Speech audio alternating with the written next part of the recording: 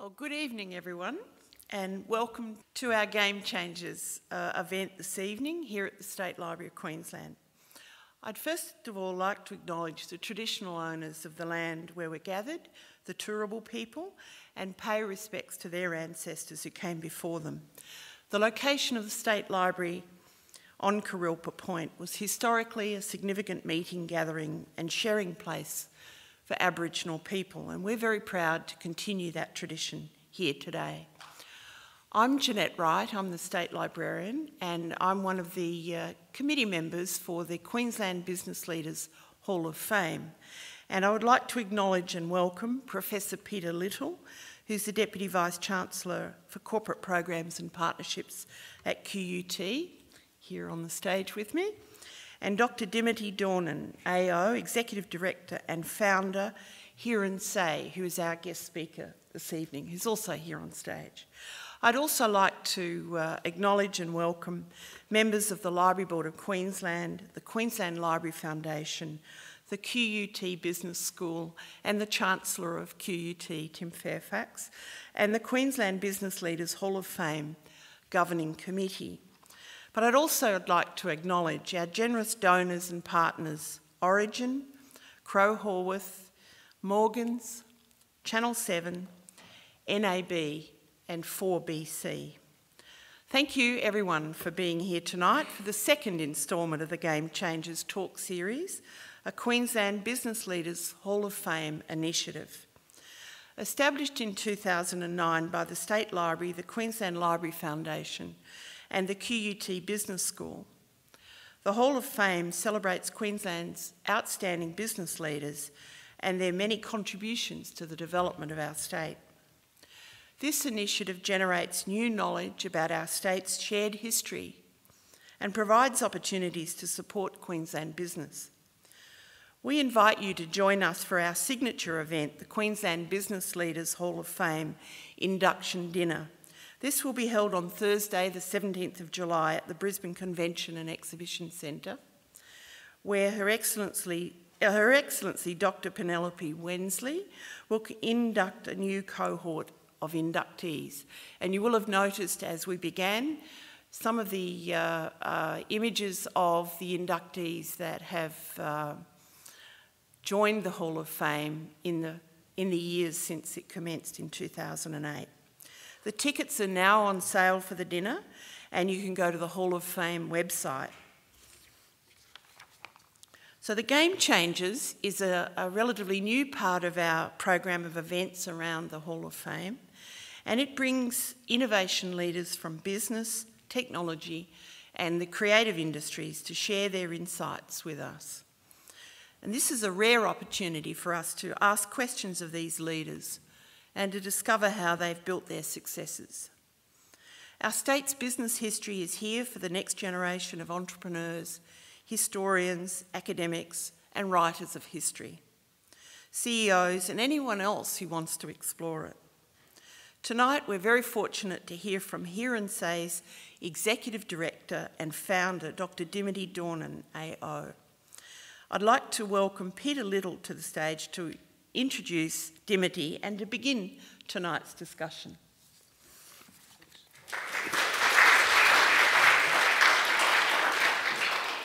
Ladies and gentlemen, welcome, and welcome to the hundreds across Queensland and hopefully beyond who are watching this live streamed on the World Wide Web. Queensland has a very proud tradition of social entrepreneurship. You can think of many great organisations that have been established through the vision and determination of our wonderful pioneering social entrepreneurs over the years.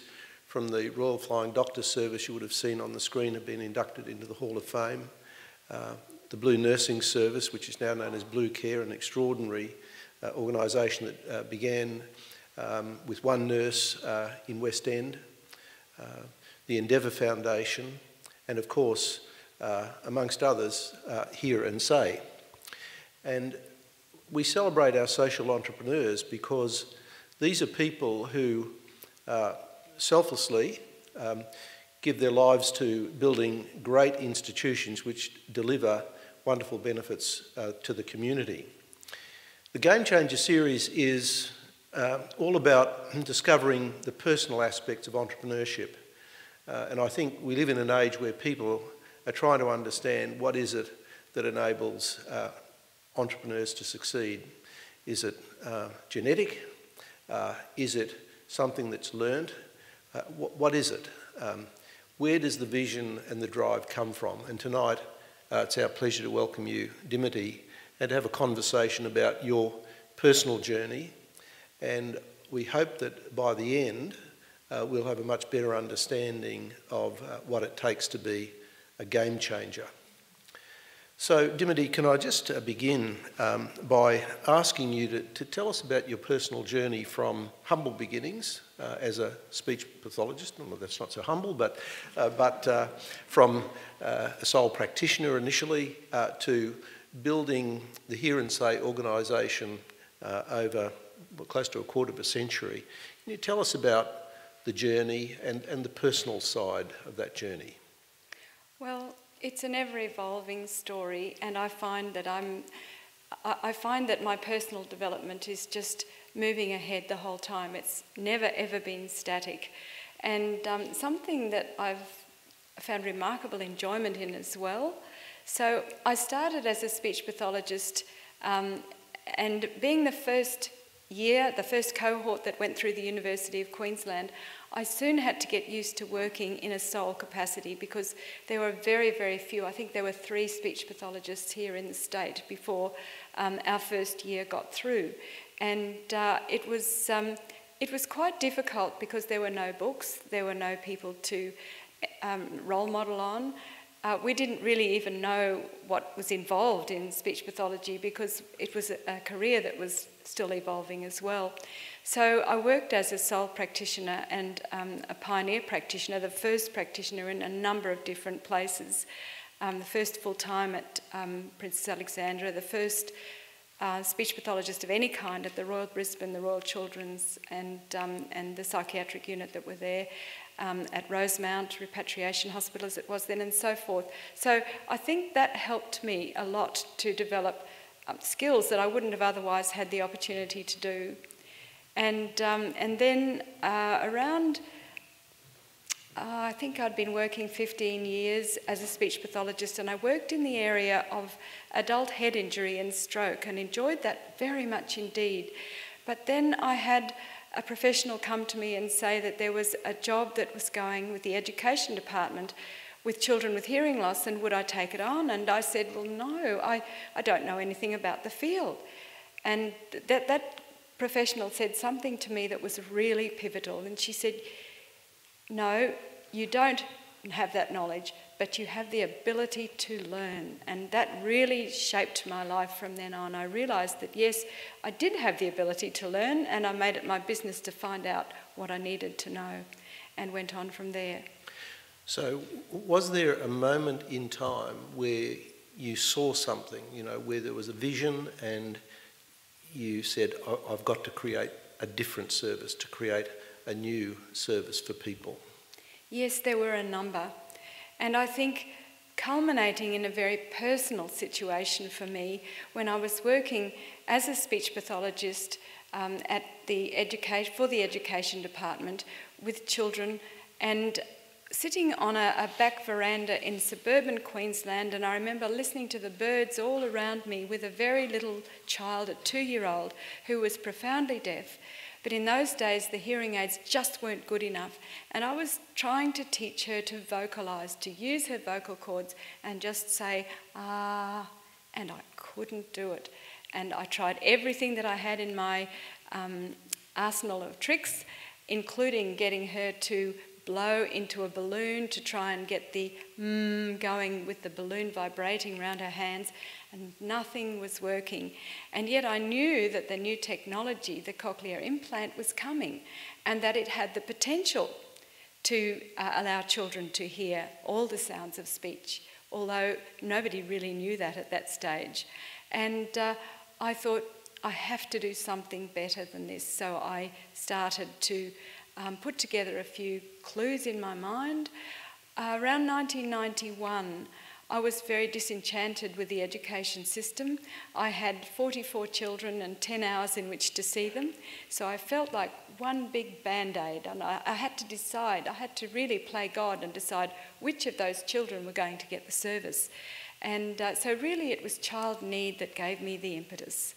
And I think that having seen a wonderful Canadian woman who came out to talk to professionals and see what her children were doing from Canada, and I realised that there was another approach out there that I hadn't explored. In the meantime, I had left the education department because I knew that as a parent, parents should be children's natural language teachers, and they never came. I used to ask for them to come to the lessons and the classes. They never came because it wasn't traditional. And I felt that I really wanted to work with parents who wanted to do the job. So when I had the opportunity to start something that would do the job, I had an opportunity to start in my private practice.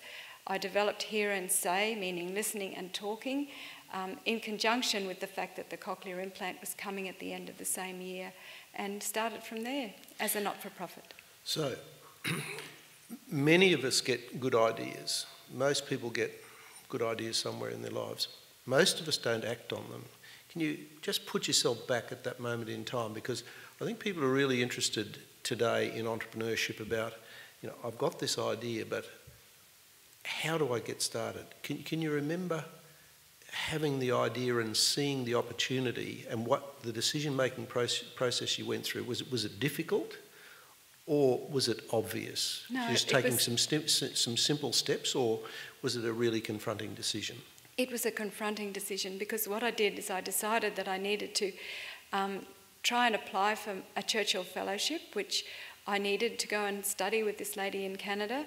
My husband Peter had just signed an application for a friend for a Churchill Fellowship, so he said, why didn't I try for that? So I decided to do that. Now, I had never been away from home on my own before, so it was a big step for me to decide to do that. But I was lucky. I was awarded the Churchill Fellowship, went off and did the study for 6 or 8 weeks in Canada and the United States, and came back and started Hear and Say as a not-for-profit in my husband's and my joint private rooms, and he paid the overheads for the first 3 years. So I was very lucky. I had that wonderful support, and off we went. And I thought I would like to show the government what should be done to anticipate the fact that the cochlear implant was coming. And I thought I might do that for about 4 years. And 22 years later, I'm still here. Now, it's interesting you say you wanted to show the government. I suspect that you're quite a determined and resolute person. You were resolute then in taking those steps. I just want to ask you a few questions about your own genetic inheritance. We were having a conversation earlier about, you know, where the entrepreneurial streak comes from. Tell us about some people in your family that might give a guide to the sort of personality that, you know, you were bequeathed and which you put to work on this journey. I often wondered whether there was anything familial, because I had a very, very strong paternal grandmother who was ahead of her time, because she was an author. She wrote poetry. She wrote bush poetry. She wrote all different sorts of poetry. She wrote for one of the newspapers, and she earned her living from writing short stories and poetry. And at that stage, around the turn of the centuries, it was quite unheard of for a woman to do that. And yet she was published on the same pages as Dame Mary Gilmore, a very famous author. So she was doing very, very well indeed. Now, her eldest daughter was the founding principal of Macaulay College here at All Hallows, which became the Australian Catholic University. And I always knew she had an entrepreneurial spirit. She was the eldest daughter, and I'm the eldest daughter, the next one down. So I guess I always had an inkling that women could do it. And I was very fortunate that my family believed in education for women, and that they very much believed that women could do it. So I did have that very happy family background. So you mentioned your husband being very supportive. In those early days, were there other people who said to you that, you know, you can do this, you know, real encouragers? Because I often say to people, we often struggle with our own identity and what we're good at and what our, you know, what our destiny might be. But I say, don't ignore what others see in you. So did you have people encouraging you in those early years? A couple. Most of them said I really couldn't do it and I was silly to try. And I should have been at home with my family. And the more people say that to me, the more I'm determined to do it. So, yeah, so it was hard, but there were a core group of people around me who were very supportive. Most of those people were academically minded, but also my family, my two children, were very supportive very early on. And I'm thinking back to a day when my husband always talks about that he came home and found me crying one afternoon and he said, "What's wrong?" And I said, "I'm bored." And I really, really felt that I needed to get out. And at that stage, then I went back to work. I'd raised our children. They'd gone off to the university and I decided that was it. I really wanted to do something that I wanted to do. That's good. So tell us about the service or the program that Hear and Say offers, and tell us about the scale of the operation today. Hear and Say has a wonderful program. It's divided into 3 areas. So we look after 600 children and their families right around Queensland in 6 centres. We have a range of amazing, our staff are just so talented.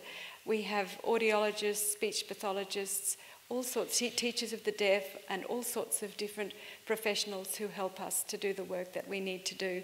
So we have a staff of around 65 people, and so that's the children and families area. And we have full audiological services like cochlear implants. Babies are our core business because we get every child in Queensland is screened for hearing at birth. But we have 2 other arms as well. We have Hear and Say Research and Innovation, which is, we've got a large number of research projects that focus on neuroscience, innovation in hearing, technology and techniques, on e-learning and on human bionics. We have also a 3rd arm, which is Hear and Say Worldwide, which is our global professional training program. And those last 2 arms were developed out of hardship. And how that happened was around 2006, we hit what I call the T-junction or the brick wall, where newborn hearing screening had come into play, and there were newborns coming to our door, but we just couldn't afford to see them. And I always had 10 newborn babies waiting at any one time. And I remember cutting out 10 little children in paper holding hands about that long, and I cut them out 10 times, and I took them into the board one night and I put them on the table and said, "Do you see these 100 babies? This is how many we're going to have waiting by the end of the year if we don't do something, and these are the 2 things I suggest that we do." And one of those was Hear and Say Research and Innovation, which allowed us to hive all our research that we were currently doing anyway into a special division and then apply for innovation money, which allowed us to extend our building. And the other one was Hear and Say Worldwide. So you would wonder why in those circumstances where you had no money would you go global. But I've always felt very strongly that, number one, we needed to pass on what we know internationally to those who don't have the fortune that our children do, but also that somewhere along the line it could provide another funding stream. And indeed, it has been a small funding stream, but I still hope that it will turn out to be a much larger funding stream for our children. So when you saw that opportunity, I'm sure a lot of people here will be interested to know, because often, as I said before, people see opportunities or see things or have good ideas, but to say, we've got to go international, that's a big step. So how difficult was that, to make that decision and then to try to take people with you? I think you would probably have to be crazy to make that decision. But I always knew that Hear and Say was much bigger than just Brisbane. And I always knew that there were changes to be made in line with the new technology. The new technology was driving the potential for children, and we needed to pass this potential on to children all over the world. So when you look at it like that, it wasn't hard to make the decision. And the potential today is just enormous. So for children who are born even so profoundly deaf they can't hear a jumbo jet go over their head, it's now possible to give those children back hearing for every nuance of speech, and for them to be able to hear speech at a distance of about 6.5 metres, the softest sound of speech, and sit in regular classrooms and go off to school at the age-appropriate time and have a listening and talking ability which is the same as a child with normal hearing, and go off and have whatever they'd like to do as part of their career. So if you had the power to do that and to transform a family's life, you'd be very churlish not to give it a go. But most people wouldn't. That's the reality. So you're a mother, a wife, grandmother, and a grandmother, and you're developing this substantial organisation and program here, and then you say, well, we've got to move into the international arena, we've got to add research and innovation. How did you sleep at night, thinking about juggling all of these commitments? Because, we often see this in entrepreneurs, and that's why I'm interested just to see what your own personal sense of that was. I had to learn very early on to live in one-day boxes and not to think too much further ahead. I always knew what was coming, about 5 or 7 years out. I always knew what the next step was, but I couldn't. It was like going up to the top of the mountain. You can't look down or look up. You've just got to keep steady footsteps going on the path. And I soon learnt that was the way that I was able to sleep at night. So you were your own therapist? I guess so. Yeah. Where did the wisdom come from? Many places. That one came from my husband's Russian sculpture master, and he taught. Yes, you do. Yes, well, he taught classical sculpture, and he taught to look at the generalities and to just go at it a bit at a time. And I think from that idea evolved the idea of living in short bits at a time. And then one-day boxes was just something that occurred to me one day, and it was a good thing to be able to pass on to younger people coming along behind me. So in 2010, you're named Queenslander of the Year. In 2011, you're the Telstra Business Woman of the Year for Queensland, in each case for your achievements in this field, but in particular for combining your charitable ideals with an effective business model. Now that's really quite interesting, and if you look at the whole journey, it's very interesting, because a lot of entrepreneurs burn out, or they burn everybody else around them out, or they burn out the organisation. So how have you been able to combine the visionary entrepreneurship, the pushing the boundaries, but also building a stable organisation? How has that been able to happen? I think it's because of the people who have come around me, and the people who've also got the passion to help people, young children like I have, and the people who have the talent and the ability to inspire others as well after them. And I'm sure that's been a large part of it. And particularly our board as well. They've been a very remarkable board in that they've been willing to turn around on a sixpence, I always say, and that dates me. But they have. Our technology is just going through the roof. You can't hold it back. I always say, hear and say is like trying to catch a tiger by the tail. It just takes off in different directions the whole time as the hearing technology develops. When I started, we had one cochlear implant that we used.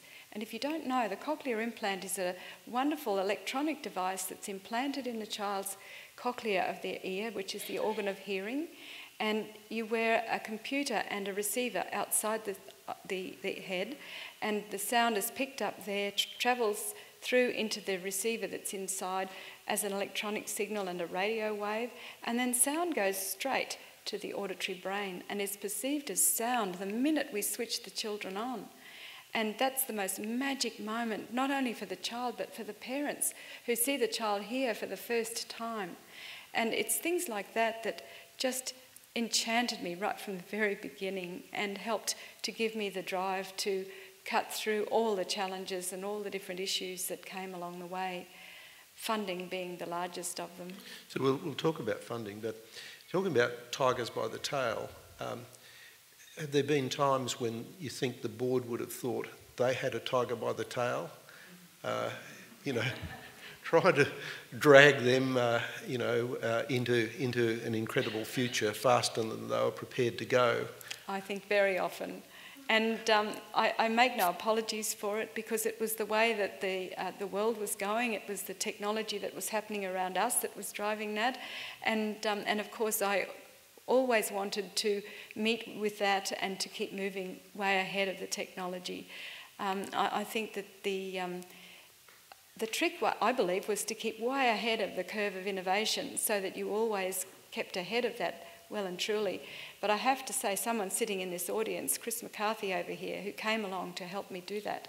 And Chris has taken the day-to-day management of Hear and Say as our CEO, and he always knew how to say, right, now that the board won't take that, you've got to say that a different way, and would make suggestions as to how I could say it and explain it differently so the board would understand.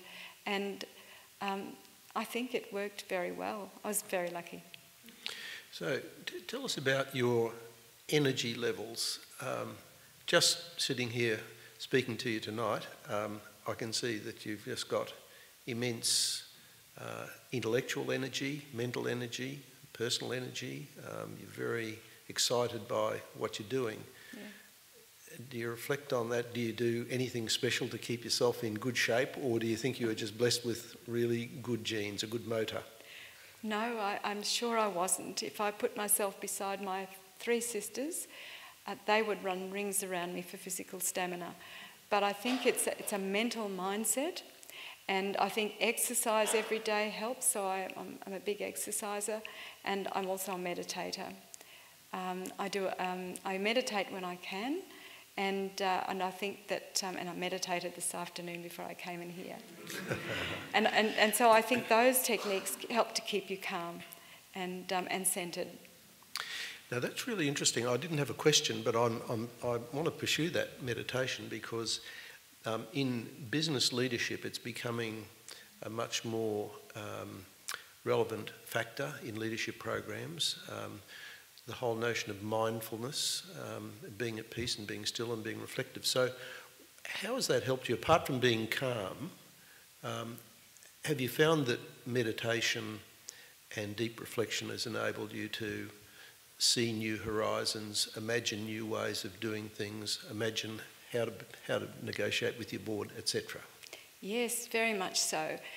I think the lady, the gorilla lady, Jane Goodall, recently wrote that she was spending the rest of her life travelling the world trying to change people's minds about how they view the gorillas and their life and their future. And I sort of feel a little bit the same. And what she said was that she travels, she's never been back to the jungles in the last 20 years, but she keeps the peace of the jungles deep inside her. And I know exactly what she means. She hopes just to change people's minds and ideas, and that's exactly what I hope to do in my future. But I'm very lucky. As part of my meditation techniques, I have a lot of peaceful scenes from nature which I am able to conjure up, and holidays really help you to get those little peaceful scenes. So I was in Taiwan last week, lecturing at a computer and technology conference, but there was a beautiful little creek with lots of woods around the back of my hotel room. So that's now entered my little arsenal of peaceful scenes. So those sorts of things I find a real help. And it's interesting, we've got a lot of young people in the audience, and there'll be a lot of young people watching through professional firms and so on. Would you like to comment on the whole question of people feeling their careers are over by the ages of 40 or 50, and I think you're over 60 and still incredibly energetic and looking at all sorts of possibilities for the future. Would you like to comment on that? Do you ever see yourself retiring, or do you just see endless possibilities? I see endless possibilities. For a start, the average burnout age of a speech pathologist, any therapist, is 27 years. And once I saw that study, I realised I had to really, really take steps to make sure that I could continue to work in the field that I loved. And so I learnt a number of different techniques, meditation amongst them, which has helped in that. And I have no fear at all about learning new things. In fact, I think that's what gives you the passion for life and for the work that you do, and which makes work more like a hobby than it is work. And I had no qualms at all about turning around in my 60s and starting a PhD and finally getting through that. And I really believe that my learning curve is still going up like that. And it makes life so exciting. What are the biggest surprises and the greatest lessons you've learned along the way? I think to develop a thicker skin, a thicker hide, not to mind so much if people criticise. I think that I have learnt a lot about people and how to inspire them, and I love working with young people and trying to help them to see what the potential is for their life as well.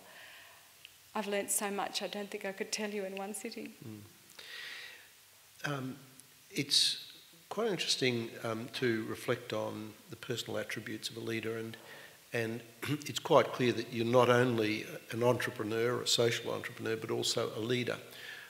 What do you think are the key, the most important leadership lessons you've learned? What do you think is most important in leadership? I think to inspire people by seeing a need, learning how to fulfil that need with passion and talent that you develop through study and learning, and then inspiring people to help you to institutionalise it so that it stays on beyond your lifespan, and then perpetuate it on into the future. And that's what I'm trying to do with Hear and Say. And I think that if that means being a leader, then so be it. But I started off by seeing the need. The need was just so obvious that children with hearing loss had the opportunity to listen and speak, therefore I needed to give it to them. And on we went from there. So I really think that was probably the way my mind was going. What about determination? I have plenty of it. I think that's pretty obvious to everybody here. I don't know why. And what about resilience? I've learned that. That's definitely a learned skill. And I think I had to learn that success means the number of times you can pick yourself up off the floor. And that's a Churchillian quote. So actually being a Churchill Fellow, I've had a lot of Churchill quotes that I've had in my mind in the past which have really helped me. But that's been a good one. And passion? I don't ever have to look far for the passion, because my rewards walk and they talk. They talk and toddle along as little babies, but they come back to me when they're older. Around 16 or 18 years, a child with hearing loss who's learned to listen and speak and has been given this gift suddenly realises what it means to them, and they come back and they tell you, and then they come back and they bring their children. Our first graduates are now bringing their children back, and it's a wonderful thing to hear what it means to someone to be able to go to a regular school and do what it is that they would like. And it's a wonderful thing to be able to give parents back the joy of having all the dreams they had for their child when their child was in utero fulfilled, because they can dream them again. And how important is courage? When I started... Particularly when you're going through these stages of growth, developing the organisation, growing a large organisation, then going internationally, pushing new boundaries. What about courage? Courage was the first thing that I had to muster, and luckily I was given a card by a lovely friend, and it was a quote of Amelia Earhart, the aviator, and it said on it, "Courage is the price that life extracts for granting peace." And I think that's one of the reasons I sleep peacefully in my bed. And one of the leadership attributes that is often ignored is persuasion. You talked about creating a vision and having people wanting to follow. How important is persuasion? Do you think you're a particularly persuasive person? It's probably stating the obvious, but I'd like to know what you think. I guess that's something else I had to learn. I think that doing the work we do, you need so many words to tell people how we get children who with hearing loss to listen and speak, in that we teach parents to teach the children, we use the very most modern hearing technology, and it would take a while for me to tell you. So I had to learn how to persuade people encapsulating my words into elevator speeches and being able to explain things much faster than I would normally have done. And I think along the way it seemed to have worked. And what about with your board and with donors? Because it's a different audience, but it's still a form of persuasion that you've got to muster. I think I'm lucky because I work with children, and it's not very, very hard to persuade people that giving children such a gift is a good idea. And I think that's one of the best parts about my work. Most leaders will say that they experience quite regular periods of loneliness on their journey. Would you like to comment on that from your own experience? I think you're right. There's many a time when I feel quite weird. I spoke at a University of Queensland event on Saturday, and somebody got up from the audience and said to me, "Are you an alien?" And I thought, well, I'm sorry if I give you that idea. But it is often lonely. I'm very, very lucky once again, my husband's paramedical. We both are able to speak the same language, and we're each other's support. Now that's worth gold to me. Our staff at Hear and Say are very supportive.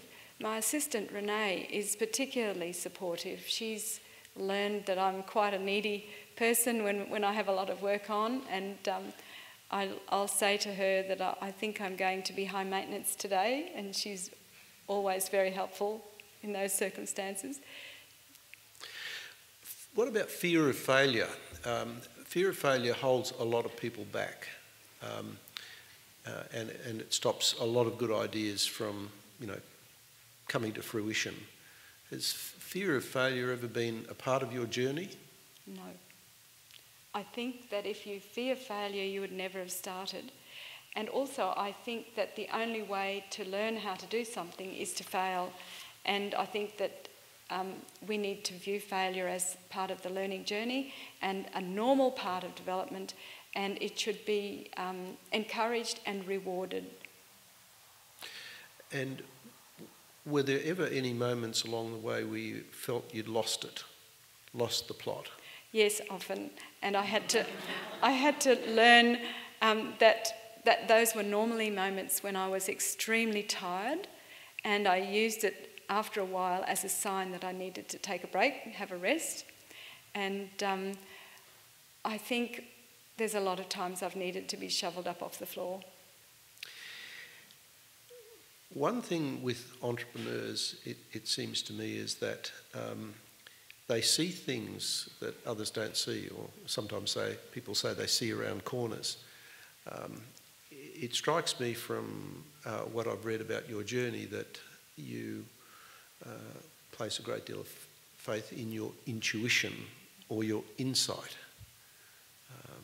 Would you like to comment on that? Because it's a really powerful driver for those people who are intuitive and are confident in their insights, which I think in many respects is what you've been describing tonight. But would you like to comment on that? Yes, I would. I've been thinking a lot about it, and I think that I am fairly confident in predicting the future, but it's informed. I put a great lot of effort into going to conferences, reading a lot, trying to read way ahead of my field and way outside of my field so that I can anticipate some of the changes that are coming. But then on the other hand, I have to go back to that Irish grandmother. And in her poetry, she talks about, in poems that relate to herself, she always talks about the elf light in her eyes. And I wrote a book about her and put all her stories and poems back into it and interspersed it with the story of her life. And I called it Alice with Eyes Ashine because it related to that elf light. And I've often thought that maybe, just maybe, a little bit of my Irish grandmother rubbed off onto me, because sometimes I say to myself, I don't know why I think like that and why I know that's going to happen, but I do.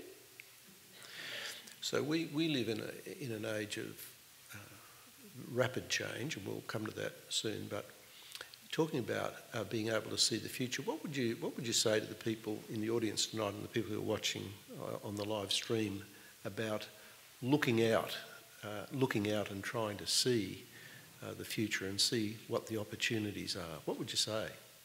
I think if you stay within your own field and you look at what's going to happen to you next week or next year and plan 3 years out, you're never going to see the changes that are happening out there because the world is changing so quickly. And in our field, I can see we have at the moment what I call the perfect storm, the perfect benevolent storm. And we have 3 things converging. We have neuroscience evidence converging, we have new technologies converging, and we have the internet, which has given us amazing potential for getting our messages across. So I think if you kept looking within your field, you'd never see these at all. So you must look out. Very much look out, yeah. And keep studying, learning and listening, gathering the very best people around you can find and really listen to them. It's a trap in the modern education system, including in universities and also in professional development, that we're encouraging people to be more and more specialised and deeper in their disciplines, which is all very well up to a point, but in so doing, you're often not developing the vision to look out, or you're not giving yourself the time to look out and adapt to a fast-changing world. Yes, I'm developing a PowerPoint for the professionals at Hear and Say at the moment. It's a haiku deck PowerPoint, and I've only just learned how to do it. And it's the one that I'm doing is called Wise Beyond Your Field. It's from a book that I've been reading, and I really feel that we all need to learn these techniques of how to be wise beyond your field. So I would suggest that you go to the library and have a look at that book. That's great. Some recent research on entrepreneurs said they generally lack 4 distinct skills. Now, I'm not suggesting you do, but I'd just like your comment. Firstly, managing themselves, planning and organising, analytical problem solving, and empathy. Empathy I have plenty of, so you can cross that one off the list. Managing yourself, I think that with help, I can do that pretty well. The second one was? Planning and organising. Planning and organising. One of my main criticisms of me by a lot of people is that I don't plan, but what they don't know is that I can do mind maps in my head. So Tony Bazan's mind mapping, once you've learned how to do that on paper, it's a no-brainer to do it in your head. So that once you start to get a tree of a mind map developed, then you can start to add other trees that interlink with it. And because I'm a visual learner, it's not hard. I've given you half a mark for that one. And analytical problem solving. I don't think I have problems with that, but I do need to take my time. I don't jump to an answer. I'd rather take counsel, talk to a lot of people, and then make up my own mind. We're going to run out of time, so I want to cut to the chase and talk about the future. So we've talked about fast changing pace of technological development in every field. So what's on the horizon for your field for hear and say, and what excites you there and how you're going to deal with that? I think the human bionics industry is growing at a pace. Would you like to comment on that? Absolutely. So this is something that does keep me awake at night from excitement, because the bionic ear, once they started to put an electrode into the human body, and once they've replaced a human sense. So it's the first time in history that the human brain, the human consciousness, and a replaced human sense have been interfaced. Once they did that, it's opened up a whole new raft of other innovations. So we have 3 bionic eyes wandering around in Australia, and there'll soon be more. We have bionic brains being developed, different sorts of using the brain in a bionic device type of way. You've heard of deep brain stimulation for Parkinson's and lots of other types of disorders that are coming. There are bionic limbs, there are all sorts of other bionic devices coming. So what I'm trying to do now is to lend what we've learned, make some grassroots principles from what we've learned from the human bionics industry, and try and extrapolate those to all the other industries and try and help them to bring their products to market so that they help real humans faster than we have been able to do with the bionic ear. And so I'm forming a new group called Human Bionics Interface Frontiers, or the frontiers of the interface between humans and bionic devices, and looking at ways that we can get all those groups together in Australia and globally, because I never think small, and get those groups working well ahead of the time when we'll need to work together, and developing the training for the brain and training for the professionals before it needs to be happening, so that once the device has gone through all its trials, it'll be ready to go straight away into helping real people. So this is another entrepreneurial outreach. So how, as a leader and game changer, do you lead in this era of rapid technological development? I like to think leading at the speed of change is the only way to go. And what about your board? Can they keep up? They've got on very well the last few years, and I think they're getting, and we're getting more and more members who are able to think in the bioscience arenas, and I'm getting better at relating to them, and Chris is getting better at helping me.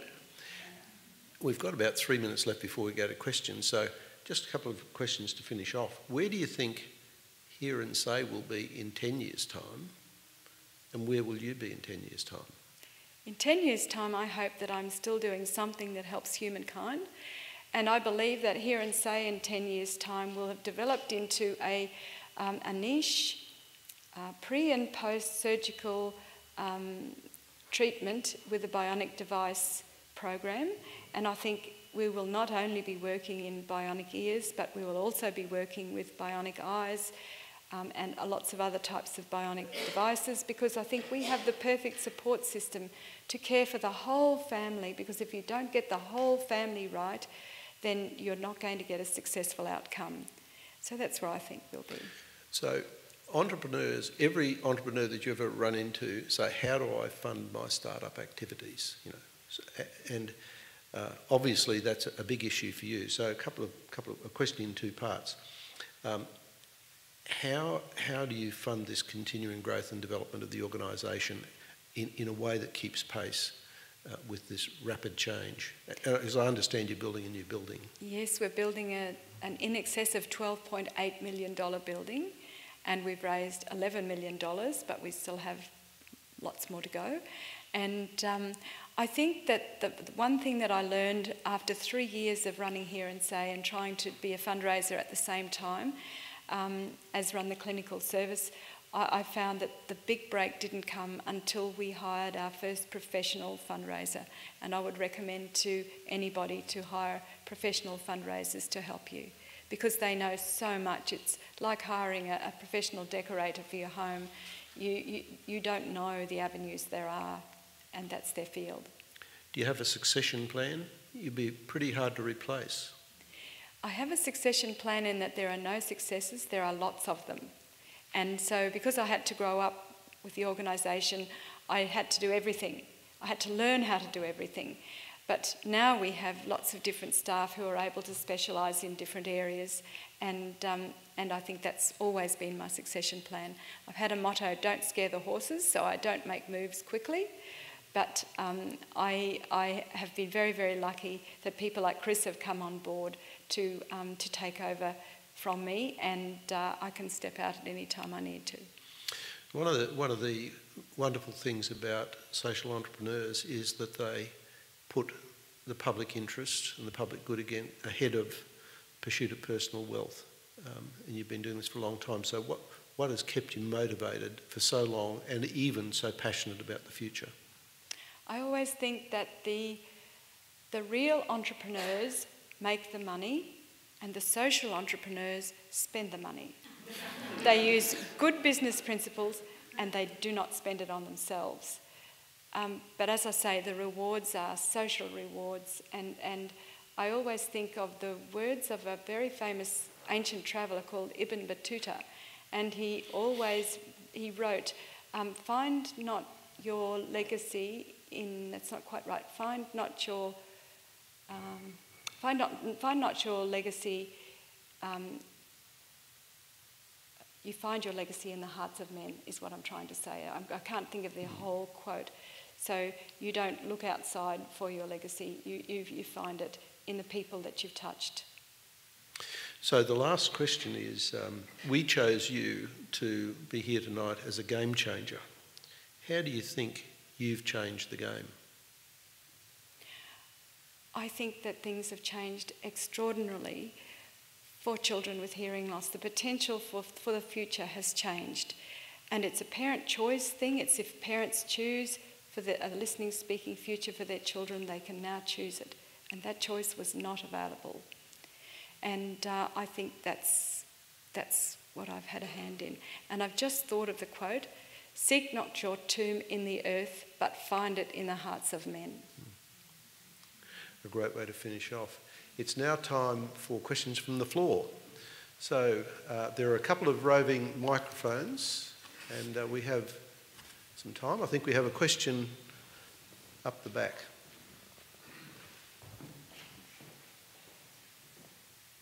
Hello, Dr. Dimity. Thanks for your speech. That was inspiring. I'm Elsa from China. I'm studying at QT.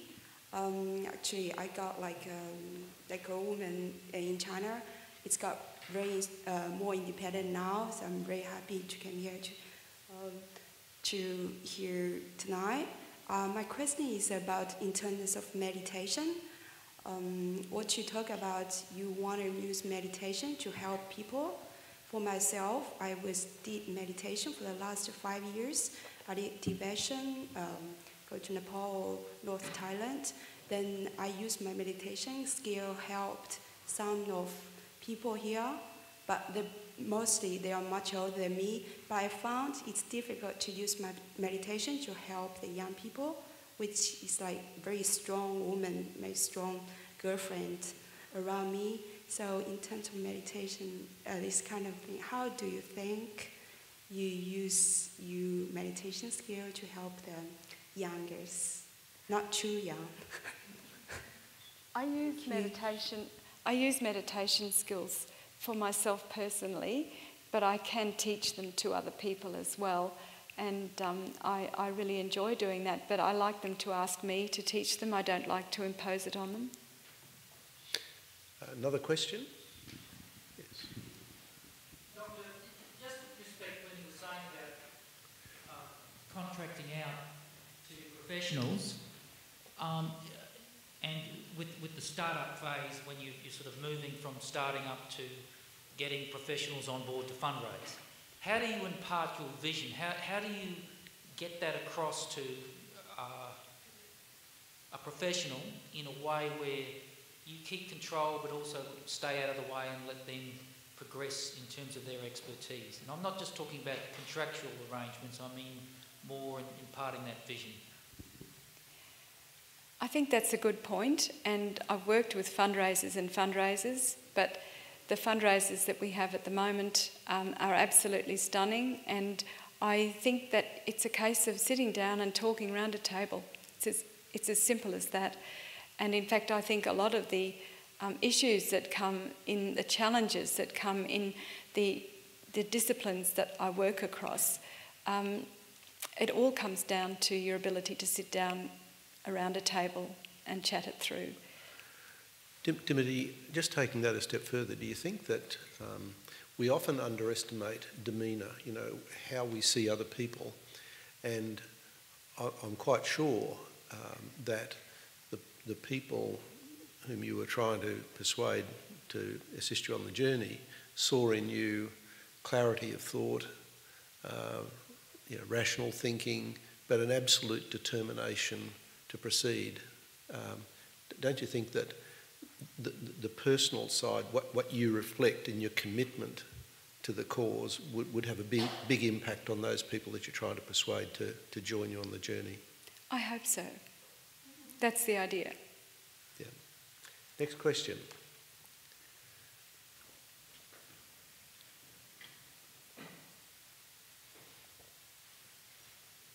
You've spoken a number of times about the people around you.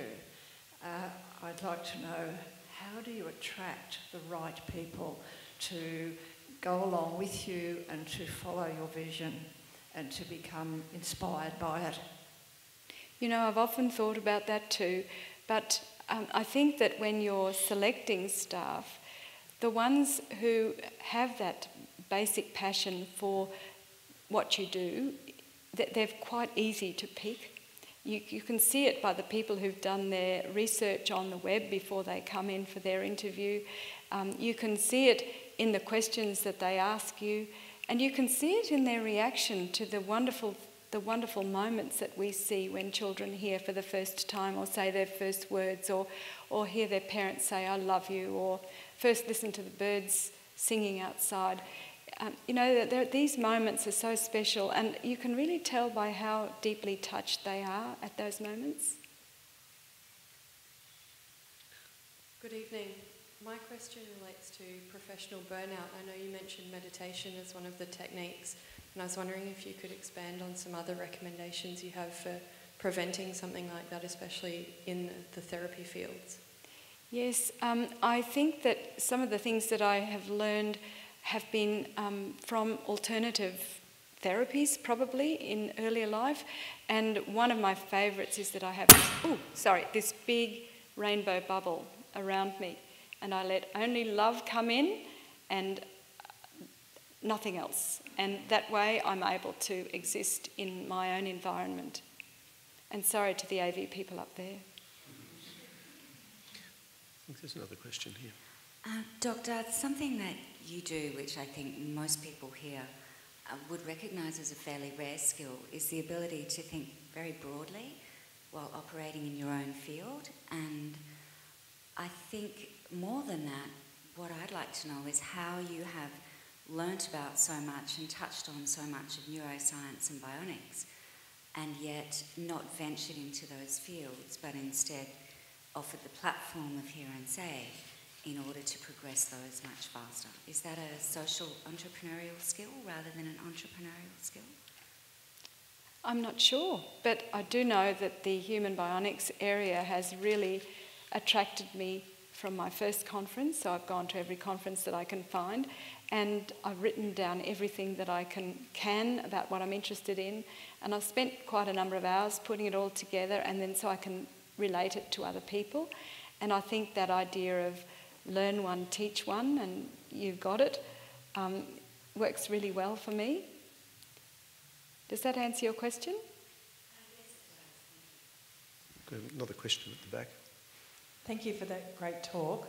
My question relates to your motivation when your board or who you're trying to raise funds from are persistently not agreeing with your vision, and how you motivate yourself to keep going, essentially when you're bashing your head against a brick wall day in, day out, when it's very easy to just throw your hands in the air and say, that's enough, I'm going to do something else, other than obviously the children and that wonderful result that you get.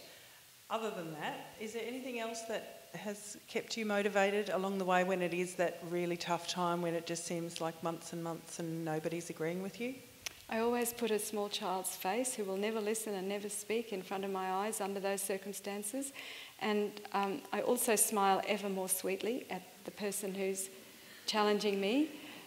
On 2 spectacular occasions, I've had to thump my fist and jump up and down a bit.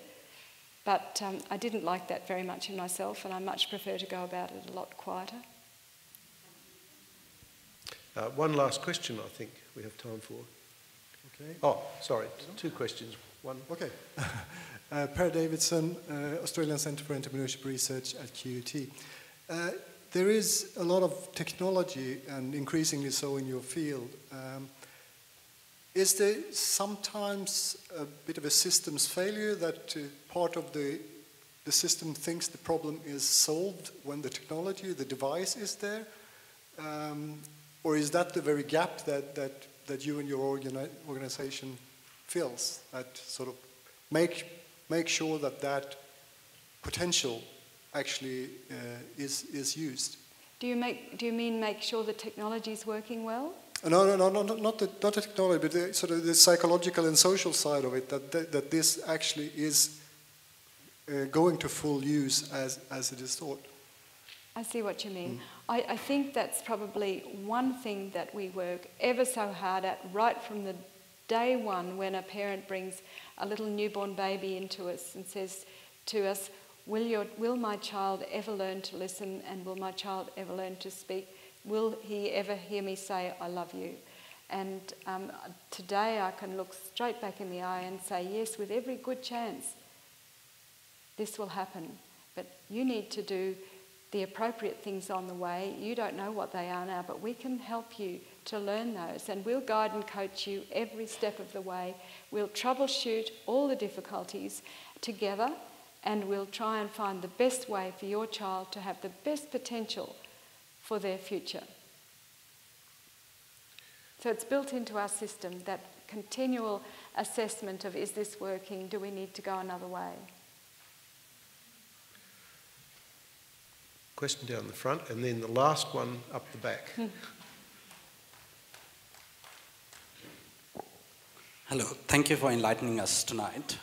My question, you picked up on the exponential growth in the bionics space.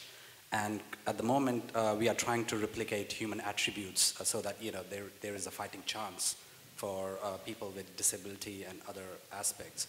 But if this trend continues, I'm quite sure the technology would pass by the capabilities of humans as we have.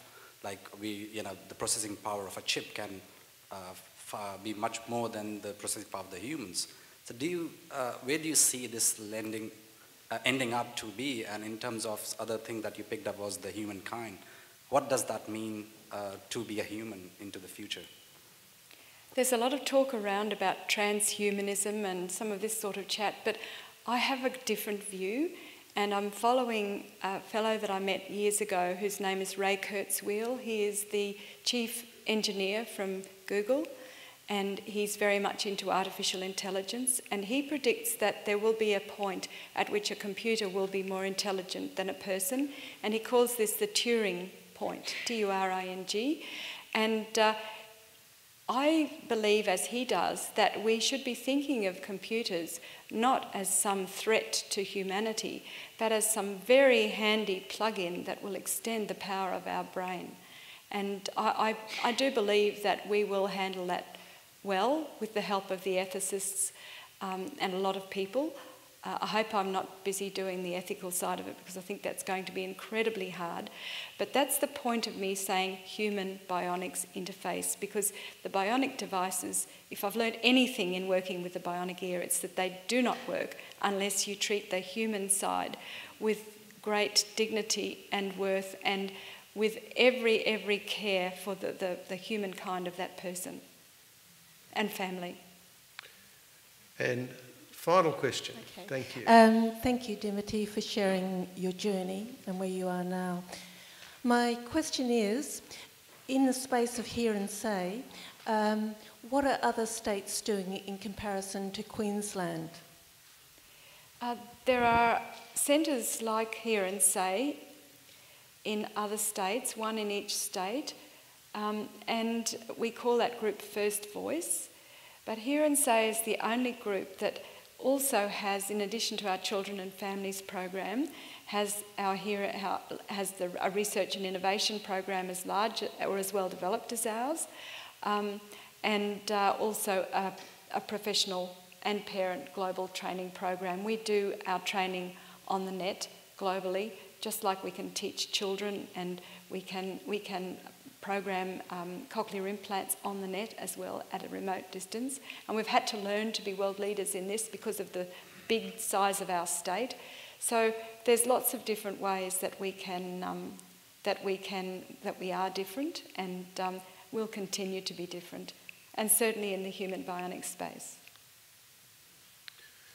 So, Dr Dimity Dornan AO, leader, entrepreneur, all-round inspiration.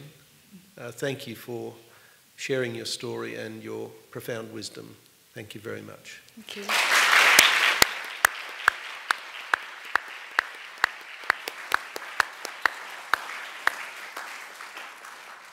And I would like to thank Peter for your sensitive questioning, and also to our two sign interpreters who assisted us this evening. And I was inspired to hear Dimity's talk about her drive for innovation and her risk-taking as an entrepreneur in the social venture space, and to take risks with her business and with her career, and to look outside her designated field.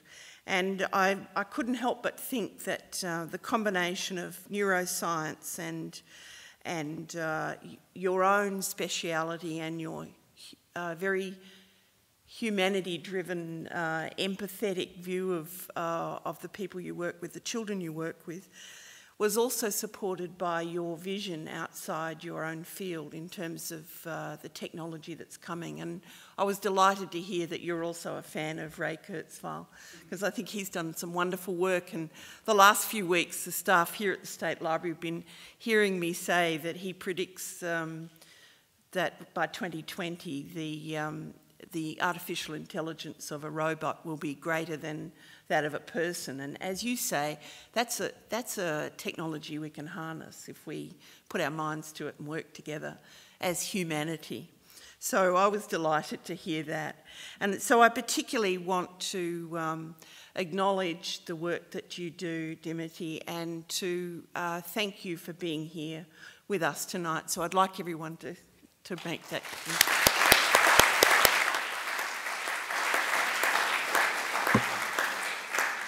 So just before we close, I'd like to remind you that you can revisit the conversation and share it with others via the webcast and the transcript, which will be available on the SLQ website within a week.